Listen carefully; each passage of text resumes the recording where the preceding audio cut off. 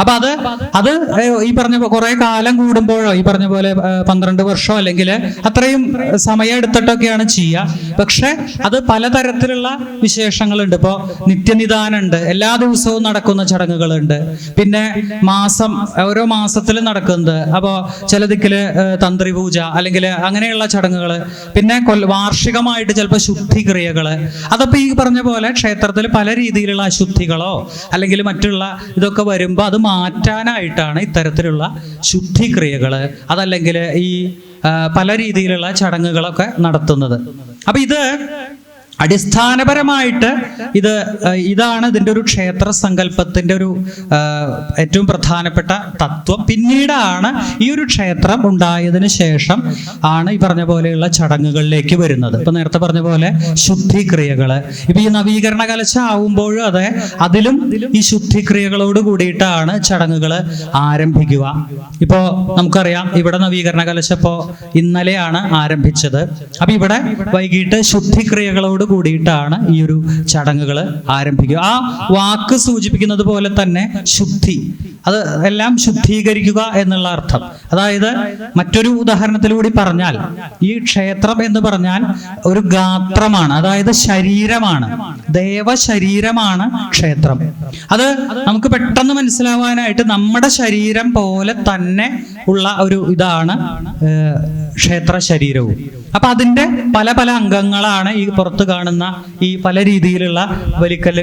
ഇവിടെ സാധാരണ ഒരു ക്ഷേത്രത്തിൽ ബലിക്കല്ല്, കൊടിമര, അങ്ങനെയുള്ള ഓരോന്നും, അകത്തെയായാലും മണ്ഡപം, അങ്ങനെയുള്ള ക്ഷേത്ര ശ്രീകോവിലെല്ലാം. അപ്പോ ആ ക്ഷേത്രത്തില് അത് 2 തരത്തിലുണ്ട്. സൂക്ഷ്മവുമുണ്ട്, സ്ഥൂലവുമുണ്ട്. സ്ഥൂലം എന്ന് പറഞ്ഞാൽ പുറത്തുള്ളതും, സൂക്ഷ്മം എന്ന് പറഞ്ഞാൽ ഉള്ളിലുള്ളതും. നമ്മുടെ ശരീരത്തിലും ബാഹ്യ ശരീരമുണ്ട്, ആന്തരിക ശരീരമുണ്ട്. അപ്പൊ അതിന് നമ്മൾ എന്ത് ചെയ്യും? സാധാരണ ബാഹ്യ ശരീരം ശുദ്ധിയാവാനായിട്ട് നമ്മൾ എന്താ ചെയ്യാ? സാധാരണ എന്താ ചെയ്യാ? നിങ്ങളൊക്കെ അത് കേൾക്കുന്നുണ്ടോന്ന് അറിയണ്ടേ? ഞാൻ മാത്രം അല്ലെങ്കിൽ ഞങ്ങൾ മാത്രം പറയണേക്കാളധികം നമ്മൾ സാധാരണ എന്താ ചെയ്യുക? കുളിക്കുക, അല്ലെ?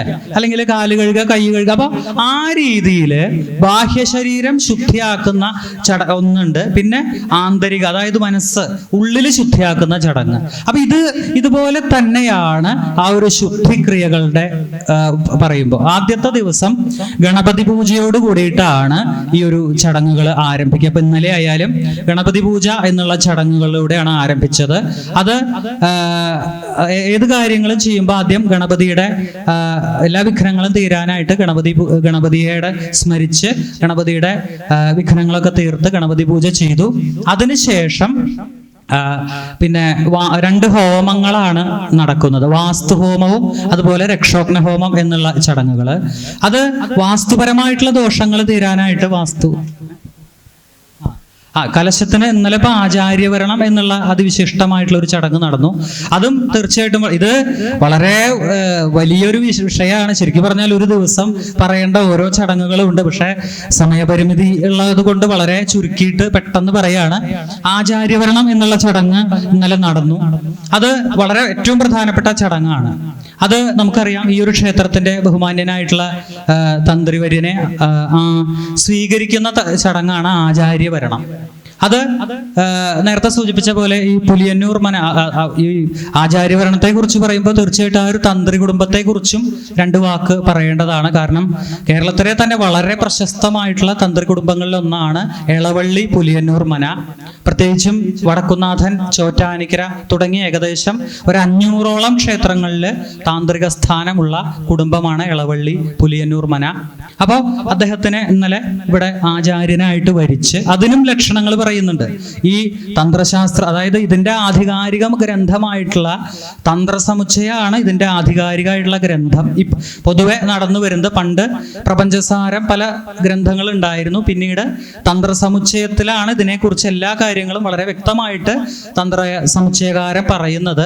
അപ്പൊ അതില് ആചാര്യന്റെ ലക്ഷണം പറയുന്നത് തന്നെ വിപ്ര കുലീന എന്നുള്ള ഒരു ശ്ലോകത്തിലാണ്. കാരണം ആചാര്യൻ വളരെ ഉത്തമ കുടുംബാംഗ ആവണം, അതുപോലെ തപസ്സുള്ള ആളാവണം, അതുപോലെ സമർത്ഥനാവണം.